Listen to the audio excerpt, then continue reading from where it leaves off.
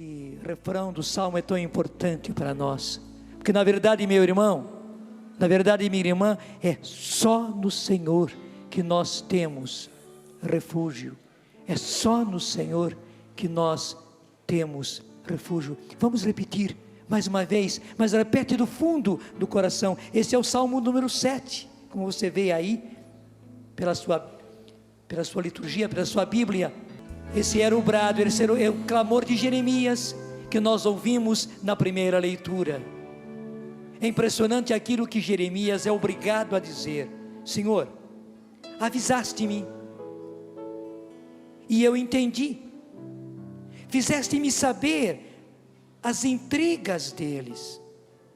Eu era como um manso cordeiro levado ao sacrifício, e não sabia que tramavam contra mim. Você pode imaginar a decepção do profeta, porque ele estava ali anunciando a palavra de Deus, era mandado de Deus, e era preciso, a situação era tão calamitosa no povo judeu, no povo de Deus, que Deus suscitou o profeta Jeremias, e ele precisava falar e falar as coisas claramente, e ele falava para o bem, ele falava para que aquele povo fosse salvo, mas infelizmente ele nem podia imaginar, foi Deus que o avisou. Veja, a leitura diz isso: Senhor, avisaste-me, e eu entendi, eu só entendi porque não podia esperar por isso. Foi o Senhor quem acabou me falando, me apontando, me mostrando. Fizeste-me saber as intrigas deles.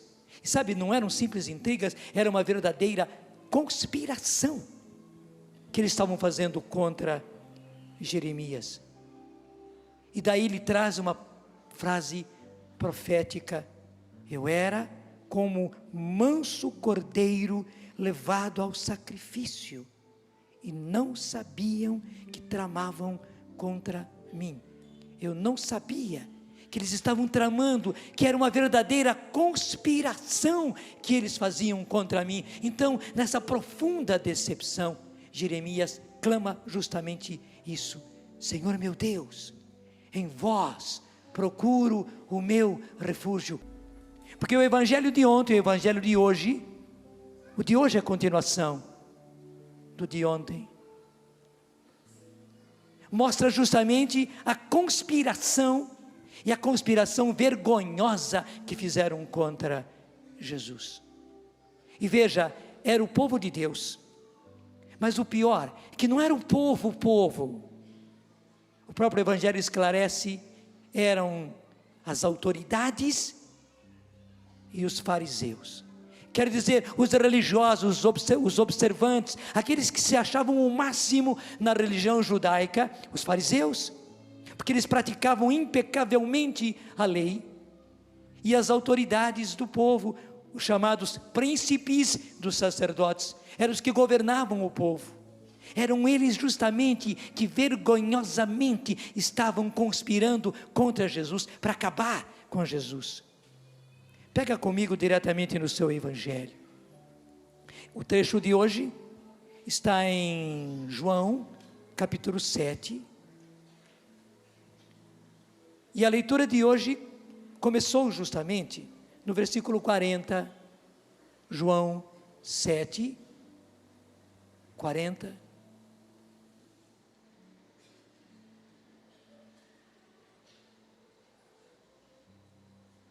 Entre o povo, havia justamente aquela situação: o povo é o povo, mas beleza, o povo estava aceitando, o povo estava percebendo que Jesus era o Messias, era o Cristo, que Jesus era aquele que eles esperaram tanto assim que diz aí a palavra. Ouvindo essas palavras,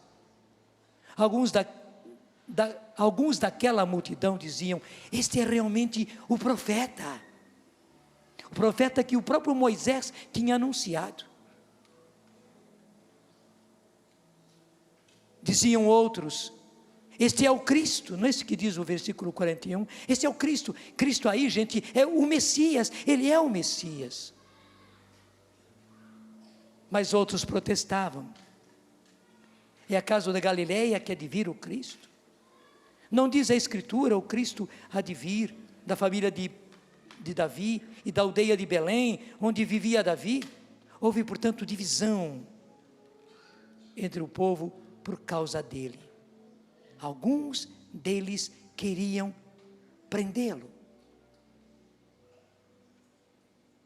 mas ninguém lhe lançou as mãos. Quem é que estava querendo prender Jesus? Interessante essa frase aí, alguns deles queriam prendê-lo, mas ninguém lhe lançou as mãos. Foi mostrada ontem também, se você se recorda, no final do evangelho de ontem, versículo 30, está aí na sua Bíblia, só muda os olhos para o versículo 30, procuraram prendê-lo, mas ninguém lhe deitou as mãos, porque ainda não era chegada a sua hora. Por quê? Porque ainda não tinha chegado a sua hora. Quem estava aqui ontem na missa, quem viu pelo rádio, quem ouviu, quem acompanhou pela televisão, se lembra? Por que eles não conseguiram prender Jesus? Porque ainda não tinha chegado a sua hora, porque ainda não era chegada a sua hora. Por que não conseguiram prender Jesus? Porque ainda não era chegada a sua hora.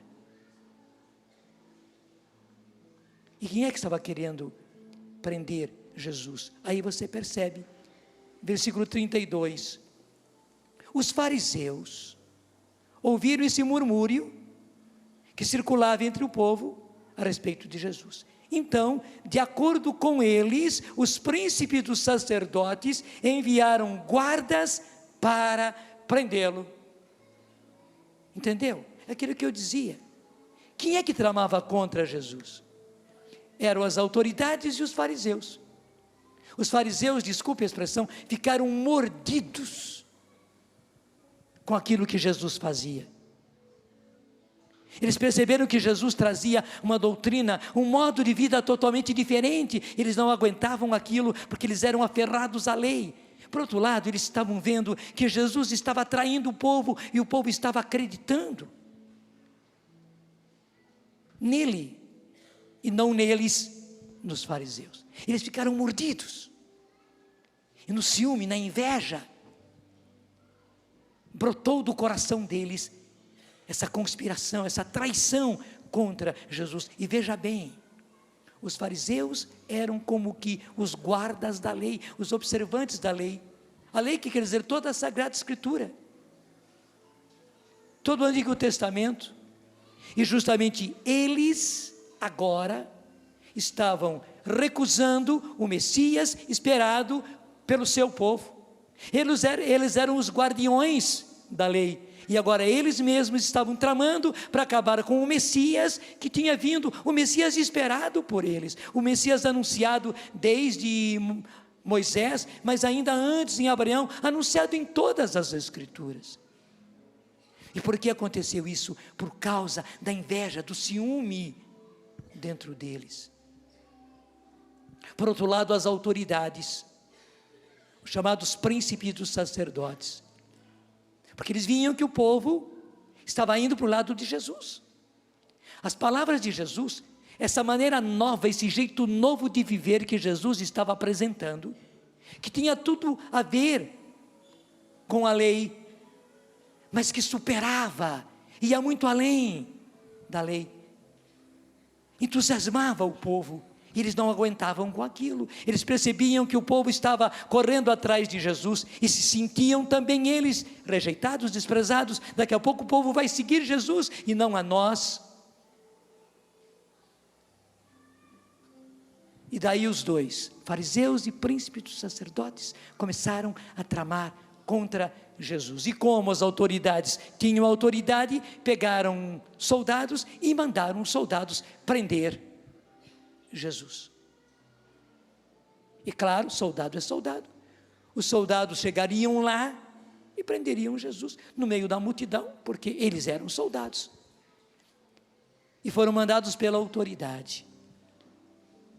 A gente retorna ali onde nós estávamos, versículo 44, onde diz: alguns deles, que são soldados, mandados pelos fariseus e pelas autoridades do povo, queriam prendê-lo, mas ninguém lhe lançou as mãos. Voltaram os guardas para junto dos príncipes, dos sacerdotes e fariseus, que lhes perguntaram: por que não o trouxestes? Porque os guardas voltaram sem Jesus, sem ter prendido Jesus. E então os fariseus, os doutores, as autoridades do povo, os príncipes dos sacerdotes perguntaram: por que não o trouxestes? Por que não trouxeram Jesus? E veja a resposta dos guardas no versículo 46. Os guardas responderam, acompanhe na sua Bíblia, leia junto comigo: jamais homem algum falou como este homem. Repete: jamais homem algum falou como este homem. Repete terceira vez: jamais homem algum falou como este homem. Você nem precisa mais de Bíblia para poder ler e falar. Então fale mesmo sem ler. O que responderam aqueles guardas? Jamais. E vejam, aquele jeito novo de Jesus falar tocou o coração deles. Tocou os corações deles. Já a gente vai voltar para isso. Mas o que aconteceu? Era hora dos próprios fariseus, era hora das autoridades do povo, os príncipes dos sacerdotes, reconhecerem. Eram os soldados, e soldado é soldado. Não eram as autoridades. Estavam reconhecendo e dizendo, estavam testemunhando diante deles. Vieram sem o preso, que devia ser preso, vieram sem o prisioneiro. E o testemunho deles era este: jamais homem algum falou como este homem. Então eles não podiam trazê-lo, eles não podiam prendê-lo de jeito nenhum. Estava aí o testemunho. Era a hora dos fariseus reconhecerem o seu engano, o seu erro. Era a hora das autoridades, dos príncipes, dos sacerdotes reconhecerem. Só que acontece o contrário. Desculpe a expressão, eles partiram para a ignorância. Partiram para a ignorância. Acompanha comigo, versículo 47. Replicaram os fariseus: porventura também vós fostes seduzidos? Acaso alguém entre as autoridades e os fariseus que acreditou nele? Este povoléu, veja a palavra povoléu, é mais baixa ainda do que povinho. Então eles colocaram o povo lá embaixo, esse povoléu, que não conhece a lei, é amaldiçoado. Vejam, eram as autoridades, os príncipes dos sacerdotes, com os fariseus, os observantes, amaldiçoando o povo. Gente, que coisa tremenda, como o coração da pessoa humana vai longe quando resiste à graça. Eu vou repetir, o que eles disseram? Porventura, também vós fostes seduzidos? Há acaso alguém entre as autoridades, ou os fariseus, que acreditou nele? Este povoléu, que não conhece a lei, é amaldiçoado. Quer dizer, eles não entendem nada e é amaldiçoado. E não vão entender nunca. Não são eles que vão dizer que homem algum falou como esse. Veja o orgulho deles. Mas bonito, mesmo no meio deles, havia alguém que já tinha sido tocado pelas palavras de Jesus. Pela palavra. Está aí no versículo 50, acompanha na sua Bíblia. Replicou-lhes Nicodemos, um deles. Nicodemos era um deles. Ele era uma das autoridades. Era. Você se lembra da história de Nicodemos? Quando de noite ele vai até Jesus, querendo saber Como é que ele pode ter a vida eterna? E dizendo que tu és um mestre, e não eras apenas um mestre, és o mestre. Porque ninguém fala do jeito que tu falas, e ninguém faz os milagres que tu fazes, se Deus não estivesse com ele. Nicodemo já tinha sido tocado, embora ouvindo de longe, ele como autoridade não estava podendo chegar lá, mas já tinha sido tocado. Mas naquela noite, Nicodemos foi até Jesus, o coração dele não aguentou, e daí Jesus fala para ele a respeito do novo nascimento, e dizendo direto para ele: necessário vos é nascer de novo, necessário vos é nascer do alto, porque somente aquele que nasce de novo pode ver o reino de Deus. Somente aquele que nasce de novo. Nicodemos estava tão interessado, ele queria tanto essa vida, que ele percebeu que Jesus trazia, não era somente apenas vida eterna, depois da morte. Às vezes a gente lê mal, né, a Escritura, lê assim, superficialmente, e pensa que estava se falando de vida eterna depois da morte, até que Nicodemos estava querendo morrer, então estava buscando a vida eterna, coitadinho.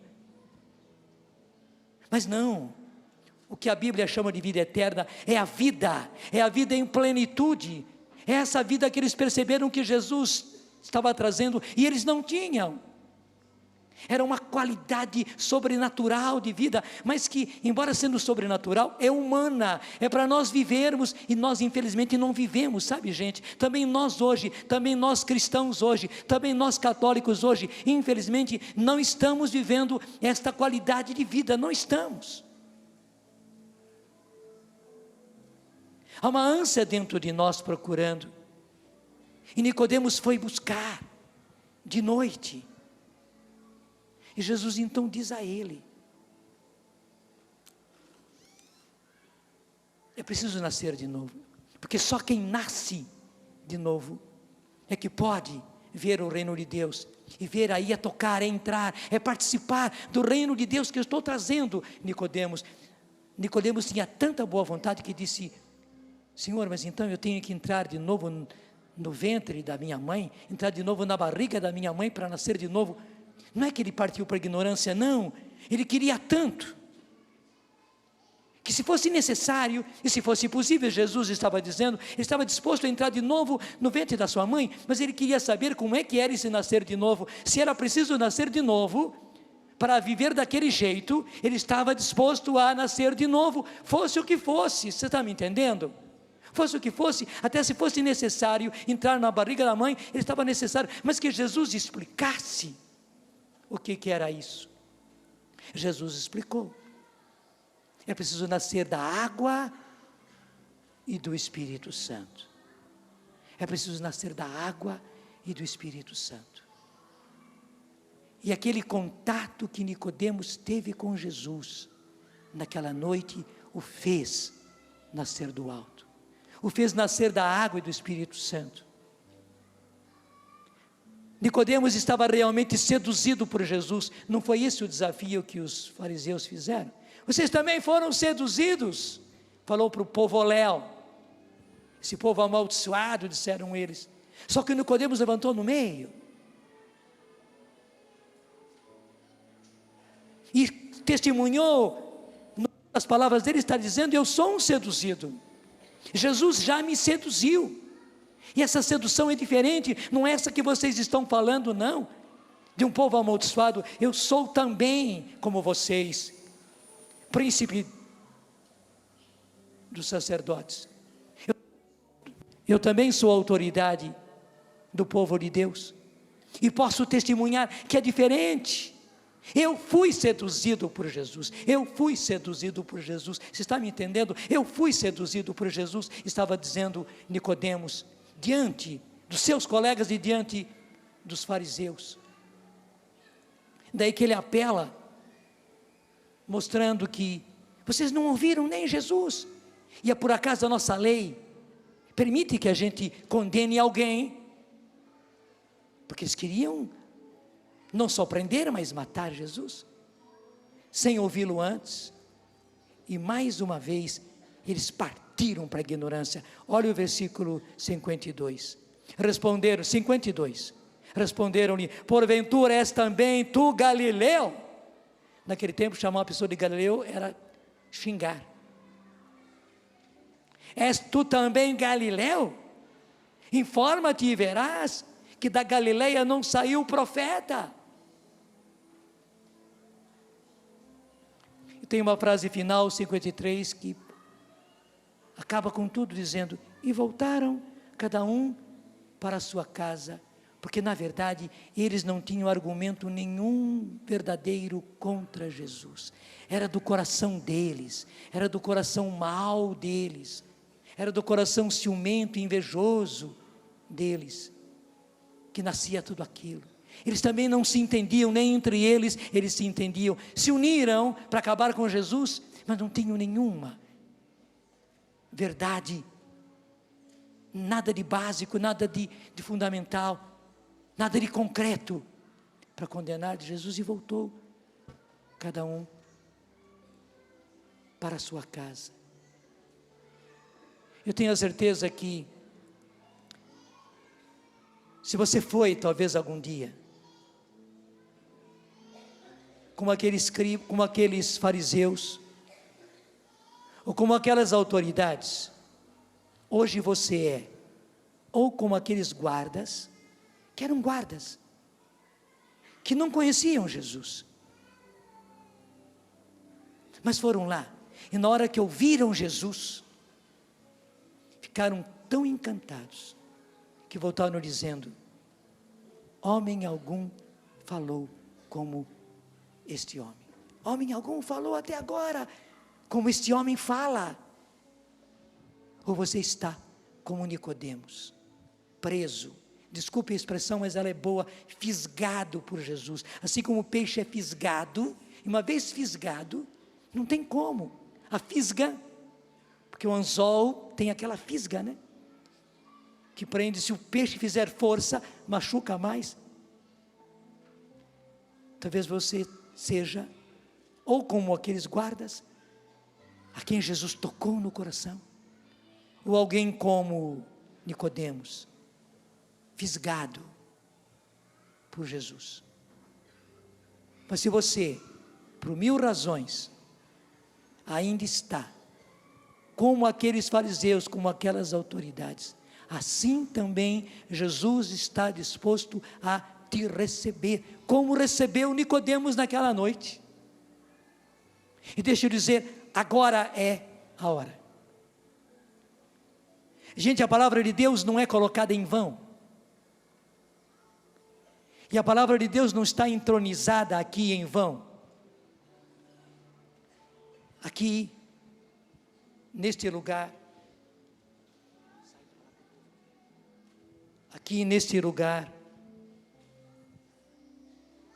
a palavra de Deus não está apenas colocada, ela está entronizada. Por quê? Por quê? Porque justamente é pela palavra. E agora a liturgia da palavra que Deus está agindo. Dá licença. Vamos colocar mais para o centro. Isto, levanta um pouco para passar aqui. Depois Jesus vai estar no altar do sacrifício.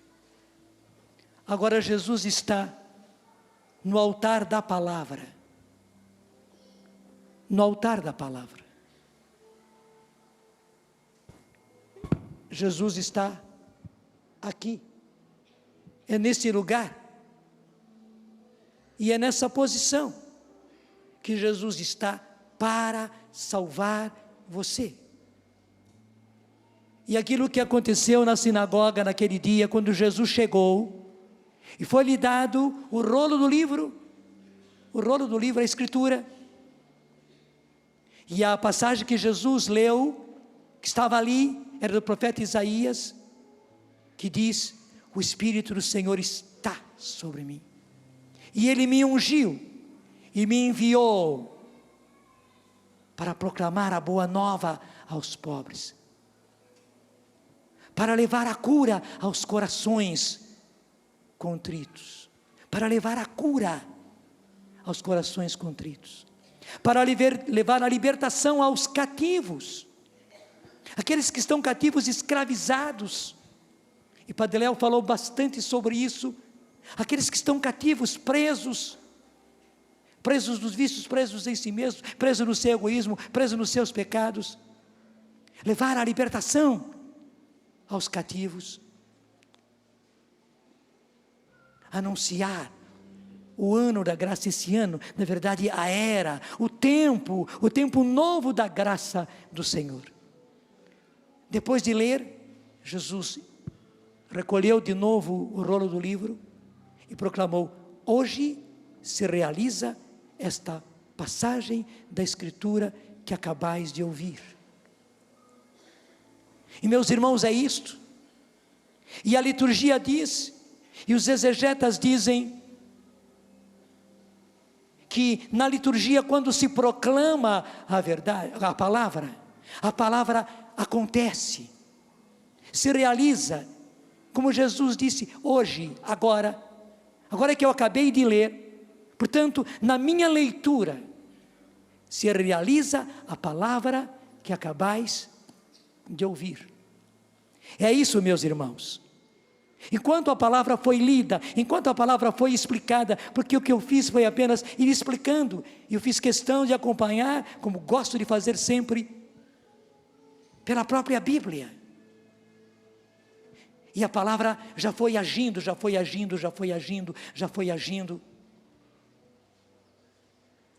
Em que lugar você está? Você está ainda entre os fariseus, que tem uma casca de religiosidade, que tem uma casca de pessoa perfeita, de pessoa observante, de pessoa que está nos grupos, de pessoa que está à frente, mas na verdade, desculpe, a sua vida está corroída por dentro. Desculpe, a sua vida talvez esteja podre por dentro. Eu sei que é pesado dizer, podre por dentro, mas talvez você esteja, infelizmente, com culpa ou sem culpa, ou a culpa é sua, ou você está sendo vítima, mas talvez você até conserva, como aqueles fariseus, todo um aspecto de pessoa boa. Talvez você se mostra como bom, como fiel diante da sua esposa, diante dos seus filhos, diante da sua família, mas você sabe como está corroída a sua vida, como está apodrecida a sua vida. Talvez você, mulher, representa ainda como aqueles fariseus, a boa esposa, a boa mãe, a boa filha dos seus pais, mas infelizmente por mil razões, por culpa sua, ou porque você é vítima, ou porque as duas coisas aconteceram, você acabou sendo vítima, e você se envolveu, e agora ficou todo emaranhado em você, e a sua vida está corroída por dentro. O que há por fora é só uma casquinha. Volto a dizer, talvez você seja dirigente, coordenador, pregador, desculpe, religioso, religiosa, sacerdote, porque todos nós podemos cair nesse farisaísmo dos fariseus, podemos. Até por honra da firma, a gente ainda permanece, né, dando toda aquela aparência, mas por dentro, você mesmo percebe que a sua vida está corroída, como a traça que entrou por dentro da madeira do móvel, só ficou aquele verniz. Não é verdade que muitas vezes só fica aquele verniz por fora, que segura aquela casquinha da madeira, mas na hora que você põe o dedo assim, está tudo corroído. Aqueles bichinhos, são bichinhos, né? Comeram tudo. Talvez a sua vida esteja corroída assim, até quem sabe apodrecida assim, mas Jesus está disposto a receber você também.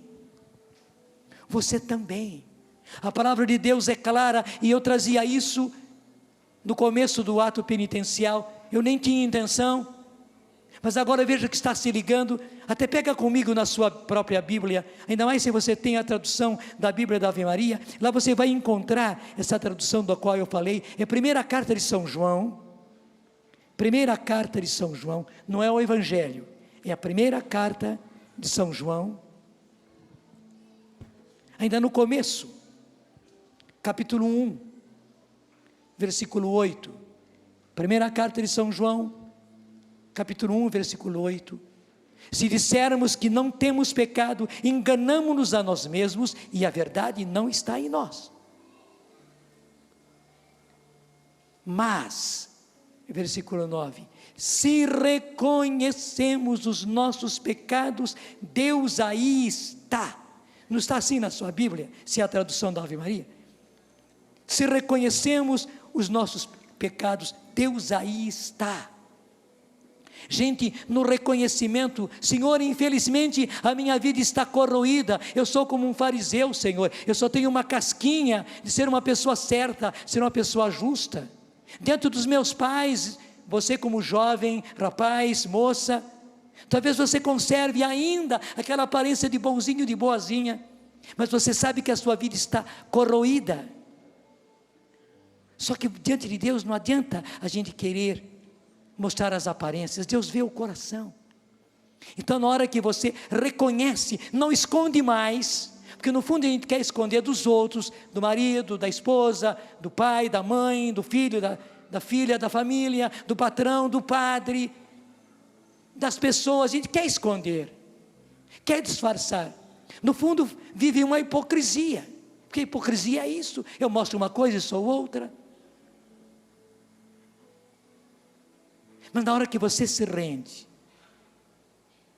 e você reconhece a vida que você está vivendo, a fraqueza, você reconhece que você errou, e você está num emaranhado tal, do qual você não consegue sair, na hora que você reconhece, e veja, basta reconhecer, Deus aí está, meu irmão, porque nós pensamos sempre que Deus pula fora do barco nesta hora. Não, Ele não pula para fora do barco nessa hora, não, ao contrário. Se você está nessa situação, se você está nesse emaranhado, mais do que nunca Deus vem para dentro do seu barco, mais do que nunca Deus vem para dentro da sua vida, mais do que nunca Deus vem para dentro do seu coração, porque Ele quer salvar você. E é isso que a palavra de Deus está fazendo agora. Nem pense que vai ser feito depois, não, Deus está fazendo agora, reconheça, porque veja que beleza, se bastasse reconhecer a dívida, para a dívida ser perdoada, que beleza, não? Se as suas dívidas, bastasse você reconhecer as suas dívidas, e ir lá, e pegar os papéis, pegar as notas, pegar os comprovantes das suas dívidas, e reconhecer e apresentar, está aqui, em outras palavras, confessar a dívida, confessar o seu pecado, confessar a sua situação, confessar a confusão, a tremenda atrapalhada que ficou a sua vida, se bastasse reconhecer para ser perdoado, que beleza. E na verdade, aqui, com o Senhor, porque eu estava falando das dívidas, se bastasse a gente reconhecer as dívidas, para as dívidas serem perdoadas, aqui, com os nossos pecados, para a confusão, o caos que ficou a nossa vida, quando nós reconhecemos, não somos mais fariseu, somos agora um pecador, uma pecadora, que reconhece,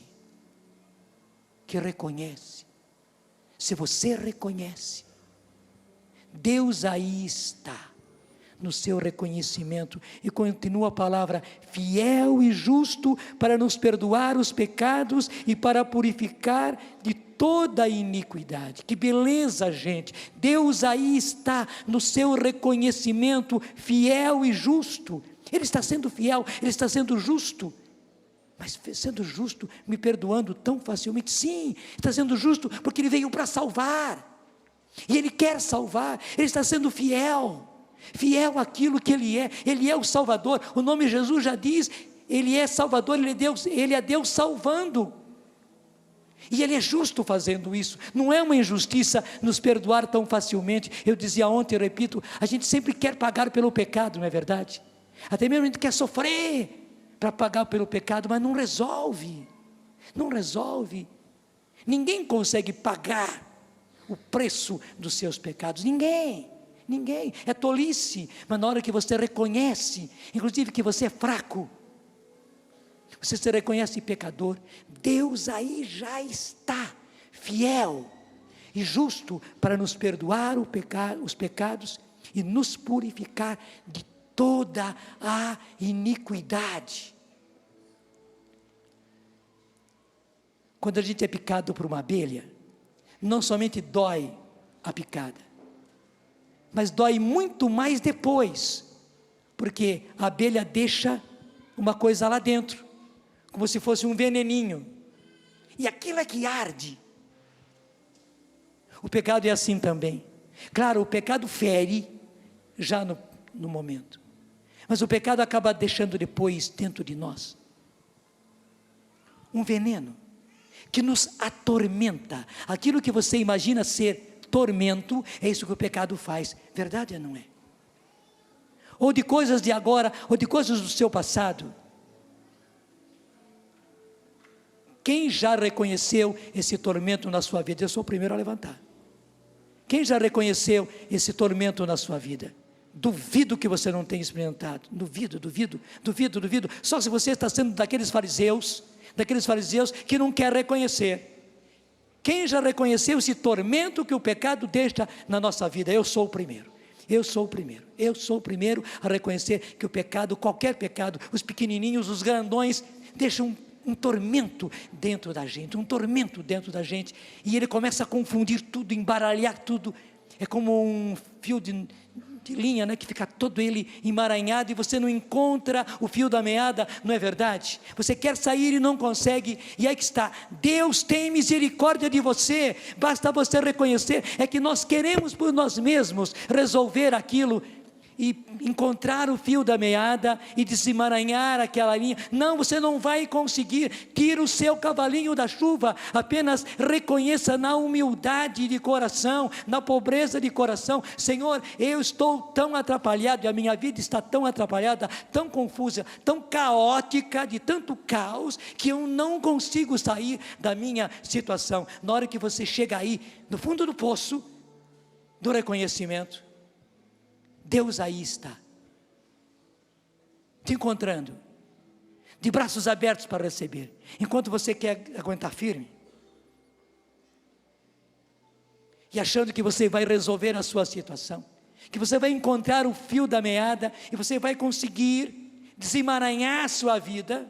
Você só vai se confundindo cada vez mais. É verdade ou não é? Mas na hora que você se rende e se solta, eu não vou me soltar e não vou me jogar, mas eu vi que vocês ficaram com medo, porque eu sou muito assim. Mas na hora que você se solta e se joga nos braços de Deus, aí que está. Você não está se jogando no acaso, você não está se jogando, embora seja no escuro, mas não é no nada, não.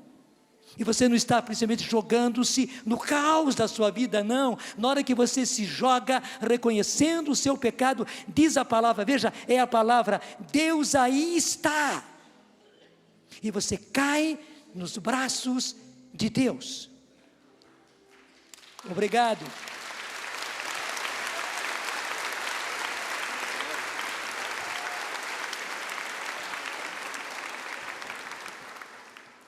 Me disseram que foi no México que aconteceu isso. Que houve um incêndio num colégio, um grande colégio, e o incêndio tomou o colégio rapidamente, e os alunos todos lá dentro, procuravam fugir, procuravam sair. Foi aquele pânico pelas escadas. Houve criança que se jogou lá do segundo, porque tinha vários andares da escola, houve criança que se jogou lá de cima para baixo.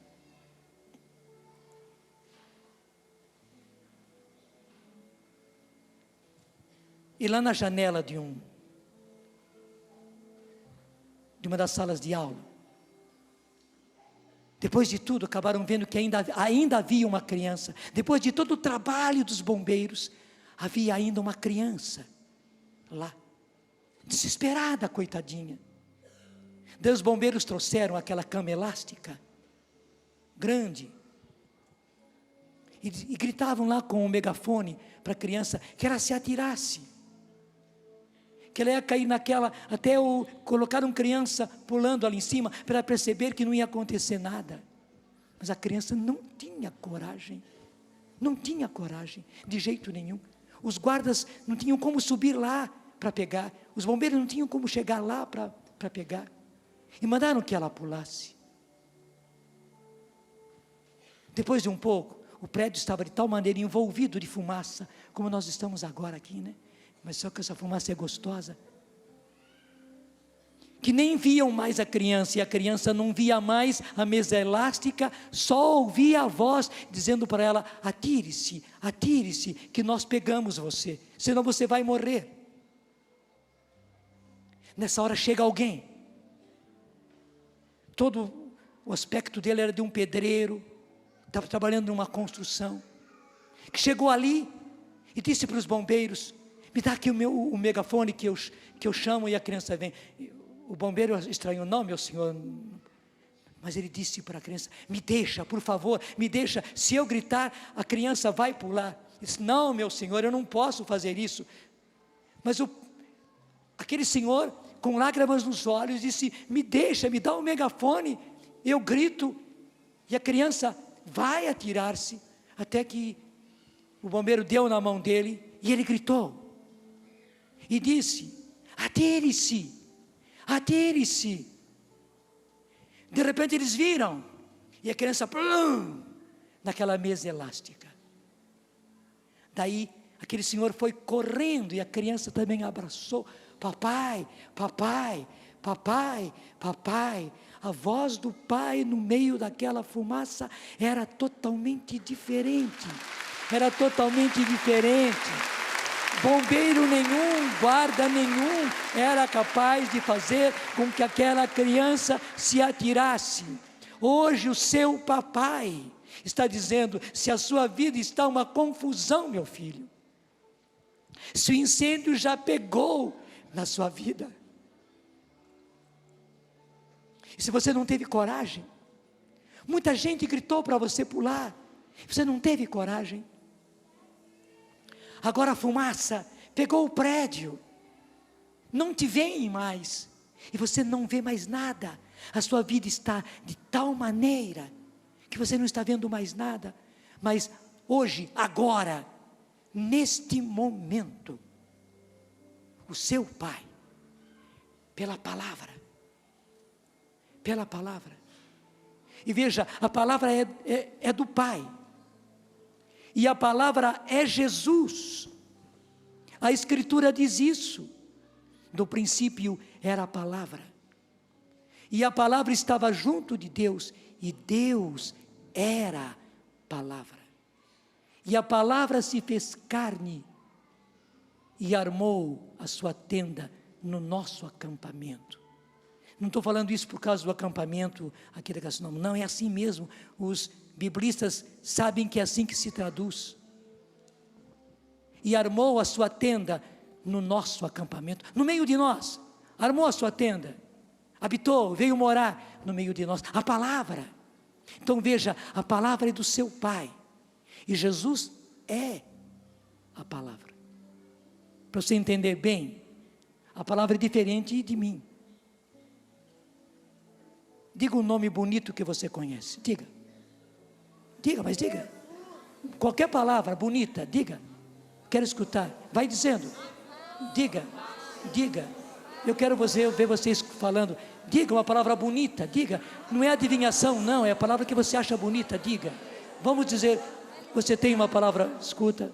Você tem uma palavra bonita? Claro que você tem. Aqui não é adivinhação, acertou, errou. Não, pega uma palavra bonita.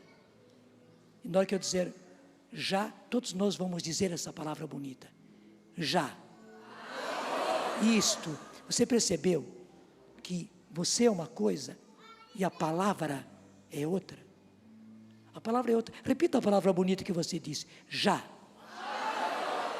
Você é uma coisa e a palavra é outra. Claro que a palavra vem de você, é palavra sua, mas é distinta de você, é ou não é? O Pai é que fala. E quem é a palavra? A palavra é Jesus. É o que a palavra de Deus diz. No princípio era a palavra, e a palavra estava junto de Deus, e Deus era a palavra, e a palavra se fez carne e habitou entre nós. Jesus é a palavra. Veja que beleza. Hoje, o Pai está falando, o Pai está gritando: pule. Você não vê mais nada, porque a fumaça já envolveu a sua vida, e a palavra do Pai é Jesus dizendo para você: pule, pule no meu amor, pule na minha misericórdia. E quem faz esta palavra, que é Jesus, que vem do coração do Pai, chegar até você, é o Espírito Santo. E quem dá coragem para você pular, é o Espírito Santo. É por isso, Senhor, que eu estou pedindo agora, que o Teu Espírito Santo, que já tocou o coração dos meus irmãos e irmãs, pela palavra que é Jesus, que Teu Espírito Santo agora, Senhor, dê coragem para cada um desses meus irmãos e irmãs, para pular no Teu colo. Senhor, que cada um de nós pule no estado que está. Os que se consideram limpos, que pulem a si mesmo, porque precisam de mais amor, de muito amor, precisam de cura, de mais cura, precisam de coração de Pai, precisam de braços de Pai, precisam, todos nós precisamos, Senhor. Mas aqueles que estão com a vida atrapalhada, aqueles que estão vivendo a vida de um verdadeiro fariseu, aqueles cuja vida, Senhor, infelizmente é um caos, aqueles que estão como nesse colégio incendiado e cercado de fumaça, Senhor, sim, Senhor Jesus, que eles tenham coragem de pular. E por isso, Espírito Santo, dá coragem a cada um desses meus irmãos e irmãs agora, a pular. Sim, porque todos nós precisamos, Senhor, especialmente para aqueles que eram como aqueles guardas, que nunca tinham ouvido falar de Ti, Senhor. E pela primeira vez ouviram-te falando, Jesus, e ficaram tão encantados que não te prenderam, não tinham como te prender, embora tivessem sido mandados pelas autoridades, e voltaram dizendo: nunca ninguém falou como este homem fala. Hoje você viu como é que Jesus fala, você viu como Jesus é a palavra do Pai. Mesmo que você fosse como um desses guardas que nunca tinha ouvido falar de Jesus, atire-se agora no coração do Pai. Você vai fazer isso agora com um gesto seu. Eu nem vou olhar, e é até bom, se você pode, fica com os olhos fechados. E prepare-se para pular no coração do Pai. Prepare-se. O Espírito Santo já deu coragem a você. Então até se desvencilhe de tudo. Aprume-se para poder se lançar no coração do Pai. Deixe tudo para trás. Os seus erros, os seus pecados, a sua vergonha, as suas resistências até agora. Talvez você não se lançava no coração do Pai, porque pessoas acabaram machucando você. Então decepção com o pai, com mãe, com filho, com irmão, impediu você de se jogar. Talvez foi a igreja que acabou decepcionando você, e você acabou não tendo coragem de atirar-se no colo do seu pai. Desvencilhe-se. Talvez foi um sacerdote, uma religiosa, um religioso, uma pessoa religiosa, um coordenador, um chefe, um ministro, que decepcionou você. E por isso você resistia, não queria jogar-se no coração do seu pai. Talvez, infelizmente, você decepcionou-se com Deus. Deus não decepciona, mas você decepcionou-se com Deus. Porque você esperava uma cura para você, para alguém, e não aconteceu. Você esperava e rezou muito e fez tantas coisas para conseguir a solução de um problema e não aconteceu como você esperava. Você não queria, não podia perder aquela pessoa. E você talvez até pediu muito. E usou todos os recursos, mas a pessoa morreu. E você sentiu-se como que roubado, como que traído pelo próprio Deus. E você decepcionou-se e por isso você não se atirava. Deixe tudo para trás. Para você não ficar mais na confusão que está a sua vida, no fogo que ficou a sua vida, nessa fumaceira que envolve, você nem vê mais as coisas, esse emaranhado, esse caos que ficou a sua vida. Desvencilhe-se de tudo, também dos seus sentimentos de culpa, também das suas acusações sobre si mesmo, também das suas condenações sobre si mesmo.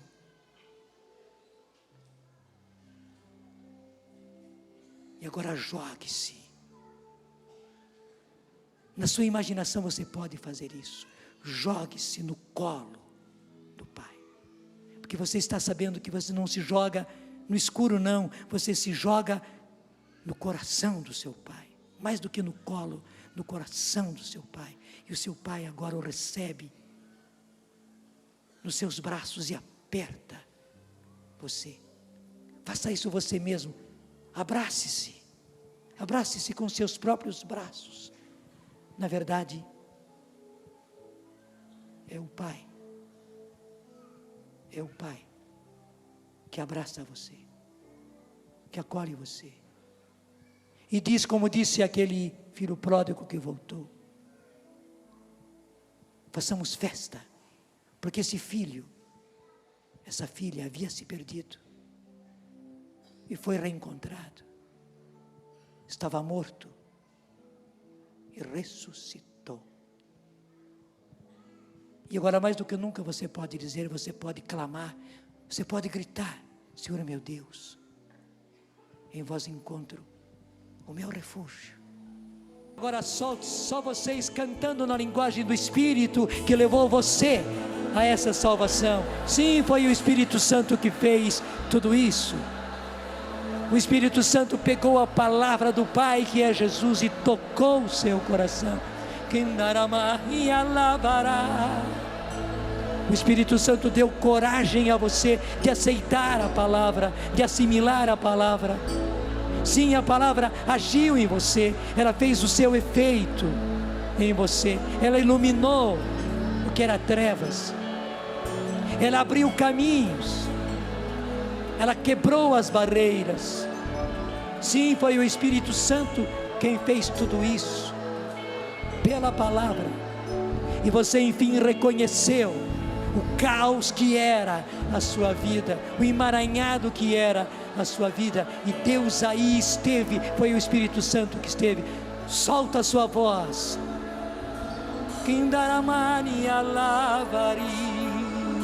Mas agora principalmente, você reconhecendo, se lançou no coração do Pai, e você está no coração do Pai, e o Pai te recebeu.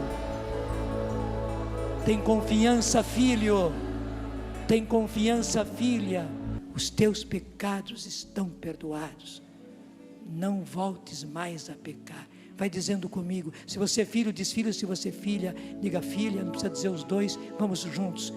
Tem confiança, filho. Juntos, é junto. Tem confiança, filho, os teus pecados estão perdoados, não peques mais. Tem confiança, filho, os teus pecados estão perdoados, não peques mais. Tem confiança, filho, teus pecados estão perdoados, não peques mais. Não peques mais. Não peques mais. Não peques mais. E quem falou isso foi o Pai, e a palavra do Pai é Jesus, e quem trouxe essa palavra até você é o Espírito Santo. Então, não apenas Ele está dizendo não peques mais, mas Ele está dando a você força para não pecar mais. Obrigado, Senhor. Obrigado, Senhor. Obrigado, Senhor.